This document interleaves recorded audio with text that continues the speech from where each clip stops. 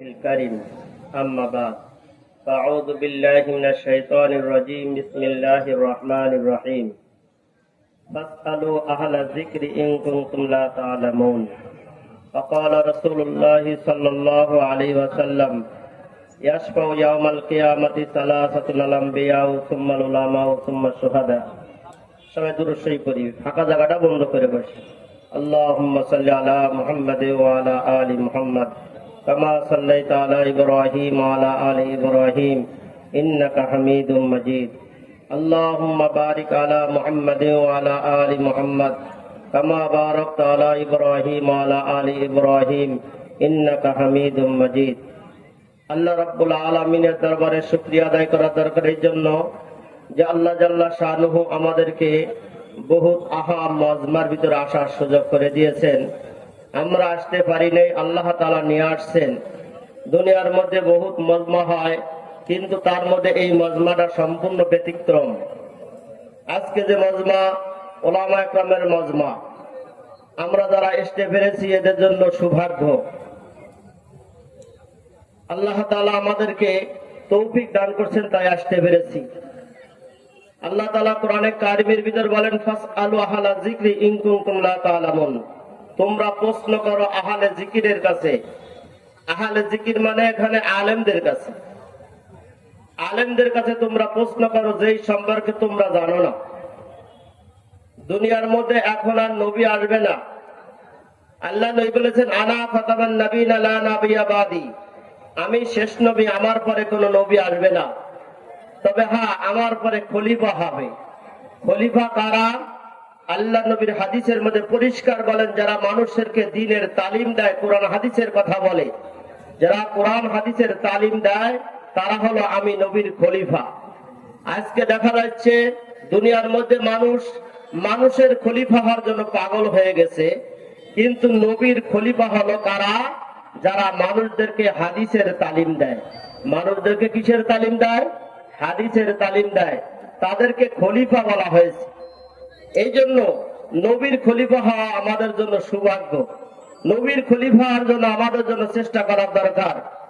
আজকে যে মাহফিল, এই মাহফিলটা সম্পর্কে আমরা পরিষ্কার জানতে পেরেছি যে মানুষ যেই লাইনে বর্তমান আগাইতেছে, দ্বীনের নামে বিভিন্ন লাইনে মানুষ স্লোগান দিতেছে, কিন্তু যত লাইনে মানুষ স্লোগান দিক না কেন, ওই সমস্ত লাইনে তারা কখনো দ্বীন জিন্দা হবে না। কারণ খেলাফত ছাড়া বিকল্প কোনো পথ নাই দ্বীন কায়েম করার। এই জনঘট বনঘট যেটা চলতেছে, এটা ইহুদি নাসারা খ্রিস্টানের তরিকা। এই তরিকা দিয়ে কোনোদিন ইসলাম বাস্তবায়ন করা যাবে না। এই জন্য ওলামা একরাম আমাদেরকে যেই পথ দেখাচ্ছেন, এই পথেই আমাদের সঠিক পথ। এই পথ আমাদের অনুসরণ করা সবার জন্য জরুরি। এই দিনকে নস্যাৎ করার জন্য আদি যুগ থেকেই একদল নাস্তিক, কাফের, বেদীন তারা চলে আসছে, এখনো চলে আসছে। কিন্তু মনে রাখবেন, যারা দ্বীনের বিরোধিতা করবে, কোরআনের বিরোধিতা করবে, আল্লাহ তাআলা তাদেরকে ছাড় দেবে না। আল্লাহ তাআলা কোরআনে কারিমের ভিতর পরিষ্কার বলেন মান আরাদা আন যিকরি ফাইন্না লাহু মাইশাতান যানকা ওয়া নাহশুরুহু ইয়াওমাল কিয়ামাতি আমা ক্বালা রাব্বি লিমা হাশারতানি আমা ওয়া ক্বাদ কুনতু বাসীরা ক্বালা কাযালিকা আতাতকা আয়াতুনা ফানাসিতাহা ওয়া কাযালিকাল ইয়াওমা তুনসা। যারা মান আরাদা আন যিকরি, যারা আমার জিকির থেকে রাজ করবে। এখানে জিকিরের অনেক ব্যাখ্যা লেখছে মুফাসসিরিনগণ। জিকির মানে সুন্নাত হইতে পারে, জিকির মানে কোরআন হইতে পারে, জিকির মানে দ্বীন হইতে পারে। কারণ জিকিরের অর্থ এক এক আয়াতে আল্লাহ তাআলা এক এক জায়গায় এক এক ভাবে বর্ণনা করেছেন। ওয়াইজা নুদিয়া মিন ইয়াওমাল জুমআ ফাসআউ ইলা যিকরিল্লাহি ওয়া যারাল বাই। আরে শুক্রবারে যখন আযান দেওয়া হয়, তোমরা জিকিরের দিকে আসো, মানে নামাজের দিকে আসো। কিসের দিকে আসো? নামাজের দিকে আসো। আফজালুজ যিকরি তিলাওয়াতুল কোরআন, উত্তম জিকির হলো তেলাওয়াত করা, কোরআন শরীফ তেলাওয়াত করা। এই আয়াতের অর্থ যারা দ্বীনের বিরোধিতা করবে, আল্লাহ তাআলা তাদেরকে সংকীর্ণ জিন্দেগি দান করবে। আল্লাহ তাআলা তাদেরকে সংকীর্ণ জিন্দেগি দান করবে। পৃথিবীর ইতিহাসে তাকায় দেখেন, নমরুদ যখন ইব্রাহিম আলাইহিস সালামের বিরোধিতা করেছিল, আল্লাহ তাআলা তাকে মারার জন্য কিছু রাইফেল ব্যবহার করা লাগে নাই, বন্দুক ব্যবহার করা লাগে নাই, সামান্য একটা মশা দিয়ে শেষ করেছে। ফিরাউন যখন খোদায় দাবি করেছিল, ফিরাউনকে মারার জন্য তেমন কিছু লাগে নাই, আল্লাহ তাআলা নীল দরিয়ার মধ্যে চুবাই চুবাই মারছে। কোথায় মারছে? আব্রাহার বাদশা যখন মক্কা ভাঙার জন্য আসছিল, আল্লাহ নবীর দাদার চাবিগুলো নিয়ে গেল, উটগুলো নিয়ে গেল। সন্ধ্যাবেলায় উটের সন্ধানে গেছে, আমার উটগুলো দিয়ে দাও।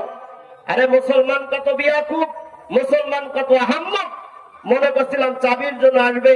বলে মক্কার মালিক তো আমি না, এই মক্কার মালিক তো আল্লাহ, আমি তো উটের মালিক, আমার উটগুলো দিয়ে দাও। আল্লাহ তাআলা জানায় দেই, টেনশন করবেন না। আলাম তারা কাইফা ফাআলা রাব্বুকা বিআসহাবিল ফিল আলাম ইয়াজাল কাইদাহু ফি তাদলিল ওয়ারসাল আলাইহিম তায়রান আবাবিল তারমিহিম বিহিজারাতিন মিন সিজিল ফাজআলাহুম কাআসফিন মাআকুল। আরে ছোট ছোট পাখি, আবাবিল পাখি, কেউ বলছে ঝাঁকে ঝাঁকে ছোট ছোট পাখি আসছে, একটা করে কঙ্কর নিয়ে আসছে, উপর থেকে মারছে, আরে সৈনিকের মাথার ভিতরে ভরে, আরে উট সহকারে, তাদের হাতি সহকারে আল্লাহ তাআলা সব পুলিশ করে দিয়েছে। কি গান করে না নাই করে? কথা বলা করছে না না করছে? বড় বড় ফিরাউনদেরকে আল্লাহ তাআলা শেষ করে দিয়েছে। বাংলার জমিনে কত ক্ষমতা ছিল, কেউ তাদের বিরুদ্ধে কথা বলার ক্ষমতা ছিল না, কেউ ঠিক মতো ওয়াজ নসিহত করার ক্ষমতা ছিল না।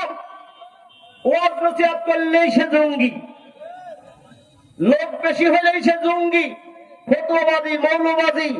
আলেম ওলামারা যখন দেখা গেছে মূর্তির প্রতিবাদ করেছিল, ভাস্কর্যের প্রতিবাদ করেছিল, যার কারণে বহুত আলেমদেরকে তারা জেলেও দিয়েছিল। মামুন হক প্রতিবাদ করেছিল, তার সাথে হাজার হাজার জনগণ প্রতিবাদ করেছিল, অনেক লোককে জেলে দেওয়া দিয়েছে। কথা বলা দেশে না দেশে? কৃষির প্রতিবাদ করেছিল, মূর্তির প্রতিবাদ। আরে মূর্তির প্রতিবাদ আলেমরা করবে কেন? আল্লাহ নবী পরিষ্কার বলেন, সালিকে আলী, যেখানে দেখবা মূর্তি, যেখানে দেখবা ছবি, যেখানে দেখবা তোমরা কবর আধা হাতের বেশি উঁচা, এইগুলো ভেঙে তোমরা চুরমার করে দেবা। বাংলার জনগণ দেখাই দিয়েছে, এই সরকার পতন হওয়ার সাথে সাথে এই মূর্তিগুলো দেশ থেকে পতন হয়ে গেছে। বন্ধুরা, আল্লাহ তাআলা শুধু তাই পতন হয় নাই, আল্লাহ তাআলা বলছেন, মান আরাদান যিকরি, যারা আমার যিকিরের বিরোধিতা করবেন, যারা কোরআনের বিরোধিতা করবে, যারা হাদিসের বিরোধিতা করবে, যারা আলেমদের বিরোধিতা করবে, আল্লাহ রাব্বুল আলামিন জানায় দেয় তাদেরকে আমি সংকীর্ণ জিন্দেগি দান করব। কি দেব? কথা বলা, কি দেব? সংকীর্ণ জিন্দেগি দান করব। সেদিনকে গেছিলাম মাদারীপুর, শুনলাম মাদারীপুর যে মন্ত্রী সাহেব, আরে মন্ত্রী সাহেব গর্তের ভিতরে ফলাই আছে। কোথায়? সাধারণ সব গর্তের ভিতরে ফলাই আছে। আবার করোনা হয়েছে, কি হয়েছে? তা মসজিদে হুজুরের দোয়া করাইছে, কি করাইছে? দোয়া করাইছে। আল্লাহু আকবার। সংকীর্ণ জিন্দেগি। এতবার বাংলাদেশ, এখন তারা গর্তের ভিতরে। কথা কয় না? এখন তারা কোথায়? গর্তের ভিতরে। যারাই দেখেন বিরোধিতা করছে, আজকে তারা দেশ থেকে সব পালাতো। দেশ থেকে সব কি বলেন? পালাতো। আল্লাহ তাআলার কোরআন সত্য, এর মধ্যে কোনো সন্দেহ নাই। মনে রাখবেন, যারাই যুগে যুগে এরকম ভাবে কোরআনের বিরোধিতা করবে, আল্লাহ তাআলা তাদেরকে দুনিয়ায় সমূলে শেষ করে দেবে। আপনারা জানেন না, বাংলাদেশ শুধু এক লাইনে না, এই মাদ্রাসাগুলো বন্ধ করার জন্য গত কয়েক বছর আগে 2200 পৃষ্ঠা এই নাস্তিকের বাচ্চারা সরকারের কাছে জমা দিয়েছে। এই কওমি মাদ্রাসাগুলো বন্ধ করার জন্য। তারা জানে কওমি মাদ্রাসা যদি বন্ধ হয়ে যায়, তাহলে ওয়াজ নসিহত বন্ধ হয়ে যাবে, খানকা বন্ধ হয়ে যাবে, তাবলীগ বন্ধ হয়ে যাবে, বিশ্বাসীরা বন্ধ হয়ে যাবে, আলেম ওলামা যখন বন্ধ হয়ে যাবে, তখন ওয়াজ করার লোক পাওয়া যাবে না, খতিব পাওয়া যাবে না, জানাজানা পড়ানোর লোক পাওয়া যাবে না। অতএব সুতরাং বুঝতে হবে, এই সমস্ত চক্রান্ত ইহুদিরা ছাড়া, খ্রিস্টানদের ছাড়া আর কারো হতে পারে না। অতএব সুতরাং শুধু এক লাইনে আমাদের সমস্যা নয়, বিভিন্ন লাইনে আমাদের সমস্যা আসতেছে। বাংলাদেশের মধ্যে এক গ্রুপ হবে কাদিয়ানী, তারাও কলি নবী দাবি করে বলছে, আপনারা জানেন না। আল্লাহ নবী বলছেন আনা খাতামান নবীন লা নবিয়্যা বাদি, আমি শেষ নবী, আমার পরে কোনো নবী হবে না। এই কাদিয়ানীর বিরুদ্ধে যারা করেছে তাদেরকেও জেলে দেওয়া হয়েছে। ও বন্ধুরা, কাদিয়ানীরা কোশ্চিন কালেও তারা মুসলমান না, তারা নবীকে নবী মানে না, তারা আলীকে নবী মানে। কার নবী মানে? কথা বলা, কার নবী মানে? তারা আজানের সময় মানে আশহাদু আল্লাহ আলী উল্লাহ, আশহাদু আল্লাহ আলী ওলি উল্লাহ। তারা নবীরে নবী মানে না, তারা আলীরে নবী মানে। আপনাদেরকে পরিষ্কার বলে দেই, যারা নবীকে নবী মানে না তারা মুসলমান হইতে পারে না, তারা অবশ্যই কাফের, কোনো সন্দেহ নয়। সুতরাং কাফেরদেরকে কেন কাফের বলতে আমরা ভয় করবো? কাফেরদেরকে পরিষ্কার কাফের বলে ঘোষণা করতে হবে। আমাদের দেশে তবলিগ নিয়ে ষড়যন্ত্র চলেছে। এই তবলিগের ভিতরে দুই গ্রুপ করেছে, আপনারা জানেন অতি পূর্বে। এই তবলিগের ভিতরে ভাঙন সৃষ্টি করেছে। ইতিপূর্বে কোন ইহুদি নাসারা খ্রিস্টান করতে পারে নাই, কিন্তু এক গ্রুপ নাস্তিকের বাচ্চা এই তবলিগের ভিতরে দুই গ্রুপ করে আজকে মুসলমানদের ভিতরে দুই গ্রুপ করে দিয়েছে। কথা বলেন না? সেদিনকে আমার কাছে এক লোক আসছে, ইমাম মেহেদী আসছে বাংলাদেশ থেকে। কোথার থেকে? আমাদের কামারখালী থেকে আসছে। তিনের নামও মেহেদী। তিনি 4 খান কিতাব নিয়ে আসেন। কয় খান? কথা বলা, কয় খান? ইমাম মেহেদী চলে আসছে বাংলাদেশে, তার জন্ম হয়েছে। ওনার নাম মুশতাক আহমদ আরমান খান। নাম কি? মুশতাক আহমদ আরমান খান। আমার কাছে 4 খান কিতাব নিয়ে আসছে। আমি চিতার দেখার পরে বললাম, ঠিক আছে, যদি উনি আসলেই আমাদের ইমাম মেহেদী হয়ে থাকে অবশ্যই তার অনুসরণ আমাদের করার দরকার। আর যদি উনি ইমাম মেহেদী না হয় তাহলে তার বিরোধিতা করার দরকার। উনি বুয়েট কলেজে পড়ছেন। ঢাকা কোথায়? বুয়েট কলেজে পড়ছেন। এরপরে বিশ্ব ইজতেমার সময় যখন আলেমদেরকে মারা হলো, তালেবদেরকে মারা হলো, তখন উনি বাংলাদেশ থেকে হিজরত করে সৌদি চলে গেছেন। কোথায়? সৌদি চলে গেছে। এইটা হলো তার বড় হিজরত। আর তিনি স্বপ্নে দেখেছেন নবীর বংশে তিনি নাকি ফাতেমা রাদিয়াল্লাহু তাআলা আনহার বংশের থেকে আসছে। তার বায়াত 313 জন হয়ে গেছে। এই ব্যাপারে একটা সম্মেলন ছিল, কয়দিন আগে ছিল, সেটা হলো শরিয়াতপুর। এখন শরিয়াতপুর আরাকে তোয়াতি, এই আমাদের যে কামারখালী ওটাও তোয়াতি গুরু। আবার শরিয়াতপুর যে শায়েকের মাধ্যমে আসতেছে সেটাও আরাকে তোয়াতি। এবার আমাকে বলতেছে অমুকের মাধ্যমে আসতেছে। যখন তার নাম বলছে আমি পরে যাই দিই, ওটা আমার ছাত্র। আমি পরে ফোন দিলাম, আরে তোদের ইমাম মেহেদী আসতেছে। তাই না, ইমাম মেহেদীর ভাগ্নে আসতেছে। কি আসতেছে? পরবর্তীতে ওরা 100% 100ই বিশ্বাস এই ইমাম মেহেদী সাদ সাহেবের কাছে চিঠি পাঠাইছে সারা বিশ্বের মুসলমানদেরকে খাওয়ার জন্য। এই সাদ সাহেব সারা বাংলার জমিনে না, সারা বিশ্বের তবলিগকে 2 ভাগ করেছে। এই ভণ্ডরা এরা এটা বুঝাইতে চাচ্ছে, আরে আমাদের সাথে কেউ নাই, আমাদের সাথে ইমাম মেহেদী আছে। এই ভণ্ডদের সাথে কোনোদিন ইমাম মেহেদী আসতে পারে না। এরকম একটা ভণ্ড আমাদের দেশে আবার ছাড়া দিচ্ছে। এটার থেকে আমাদের বাঁচার দরকার আছে না না? কতগুলো আছে না না হয়? এই জন্য ভাই দোস্তরা, বিভিন্ন লাইনে আমাদের সমস্যা আসতেছে। এই সমস্যার সমাধান এই যুগে দেবে কারা বলেন? একমাত্র আলেমরা দেবে। কারা দেবে? কতগুলো কারা দেবে? আলেমরা দেবে। এই জন্য আলেমদের সাথে থাকার জন্য আল্লাহ নবী পরিষ্কার হাদিসের ভিতর বলেছেন, বলেন নবী সাল্লাল্লাহু আলাইহি ওয়াসাল্লাম, কুন আলিমান আও মুতাল্লিমান আও মুস্তামিয়ান আও মুহিব্বান লা তাকুন খামিসান ফাতুহলাক। হে আমার উম্মতরা, তোমরা আলেম হও। যদি আলেম না হইতে পারো তালেব ইলম হও। তালেব ইলম যদি না হও তাদের কথা শোনো, তাদেরকে মহব্বত করো। লা তাকুন খামিসান ফাতুহলাক, 5 নাম্বার দলে যাবা না, তাহলে তোমরা ধ্বংস হয়ে যাবা। এই জন্য আমরা তো আলেম হইতে পারি নাই, কমপক্ষে আলেমদের সাথে থাকবো। কারা কারা রাজি আছে? ইনশাআল্লাহ আলেমদের সাথে থাকতে লাভ হবে কি? আল্লাহ নবী এক হাদিসের ভিতরে বলেন, বলেন নবী সাল্লাল্লাহু আলাইহি ওয়াসাল্লাম, ইয়াসফু ইয়াউমাল কিয়ামাতি সালাসাতুল আম্বিয়া সুম্মাল উলামা সুম্মা শুহাদা। কিয়ামতের ময়দানে 3 প্রকার লোক সুপারিশ করবে। 1 নম্বর করবে নবীরা, 2 নম্বর করবে উলামারা, তিন নাম্বার করবে শহীদরা। অন্য হাদিসের ভিতরে আল্লাহ নবী বলেন, আরে সাহাবাদেরকে বললো, বলো দুনিয়ার মধ্যে সবচেয়ে বড় দাতা কিরা? সাহাবারা বললেন, আল্লাহ রাসূল আলাম, আল্লাহ এবং নবী সবচেয়ে বেশি ভালো জানে। তখন আল্লাহ নবী বলেন, দুনিয়ার মধ্যে সবচেয়ে বড় দাতা হলো আল্লাহ, এরপরে আমি মুহাম্মদুর রাসূলুল্লাহ সাল্লাল্লাহু আলাইহি ওয়াসাল্লাম, এরপরে সবচেয়ে বড় দাতা হলো আলেমরা। কাল কিয়ামতের ময়দানে একজন আলেম বিরাট একটা দল নিয়ে হাসরের ময়দানে উঠবে, বিরাট একটা বাহিনী নিয়ে হাসরের ময়দানে আসবে, হাজার হাজার লোকের সুপারিশ করে জান্নাতে নিয়ে যাবে। অপরন্তু তিন প্রকার লোক সুপারিশ করবে। কয় প্রকার লোক? কথা বলা, কয় প্রকার? এক নম্বর আমলিগ, দুই নম্বর বিএমপি, তিন নম্বর জাতীয় পার্টি। কথা হয় না? এক নম্বর করবে কারা বলেন? নবীরা। দুই নম্বর করবে কারা? উলামারা। তিন নম্বর করবে কারা? শহীদরা। অন্য হাদিসের ভিতরে আল্লাহ নবীর কাছে প্রশ্ন করলে, ইয়া রাসূলুল্লাহ, বনি ইসরাইলের মধ্যে দুই ব্যক্তি ছিলেন, একজন ছিলেন আলেম, একজন ছিলেন জাহেল, মূর্খ মানুষ। কেমন মূর্খ? রাত ভরে তাহাজ্জুদ নামাজ পড়ে, দিন ভরে রোজা রাখে, আর ওই আলেম যে মানুষদেরকে কোরআন এবং হাদিসের তালিম দেয়। ইয়া রাসূলুল্লাহ, ইয়া হাবিবাল্লাহ, এই দুই ব্যক্তির মধ্যে উত্তম কে হবে?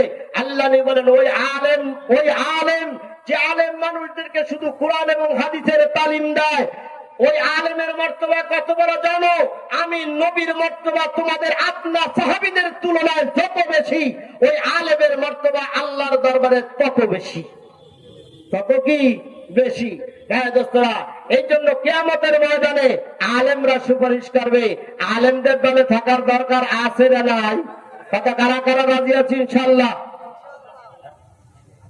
আচ্ছা, এই জন্য ভাই দোস্তরা, যে কথা বলতেছিলাম, আল্লাহ তাআলা কোরআনের কারিমের ভিতরে বলেন, মান আরাদা আন যিকরি, যারা আমার জিকির থেকে রাজ করবে, ফাইন্না লাহু মাঈশাতান যানকা, তাদেরকে সংকীর্ণ জিন্দেগি দান করা হবে। ওয়া নাহশুরুহু ইয়াওমাল কিয়ামাতি আমা, কিয়ামতের ময়দানে তাদের চোখ থাকবে না।